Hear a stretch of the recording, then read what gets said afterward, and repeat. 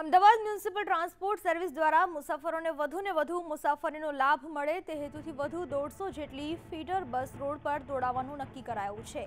ચાલુ માસના અંત સુધીમાં આ બસો રોડ પર દોડતી થાય તેવી શક્યતા એમટીએસના સંચાલકોએ વ્યક્ત કરી છે। ભવિષ્યમાં આ બસોને બીઆરટીએસ રૂટ પર દોડાવવાની પણ વિચારણા ચાલી રહી છે। ઉલ્લેખનીય છે કે અમદાવાદ મ્યુનિસિપલ કોર્પોરેશનની ચૂંટણી નજીક આવી રહી છે, ત્યારે એમટીએસની આ જાહેરાતને ચૂંટણીલક્ષી માનવામાં આવી રહી છે। વધુ 150 બસો જુલાઈ માસના પ્રારંભે દોડતી થશે। આ ઉપરાંત જૂન માસથી સ્કૂલ અને કોલેજના નવા સત્રનો પ્રારંભ થઈ રહ્યો છે, ત્યારે વિદ્યાર્થીઓને આ બસોનો વધુને વધુ લાભ મળે તે દિશામાં એમટીએસ દ્વારા કામગીરી હાથ ધરાઈ છે।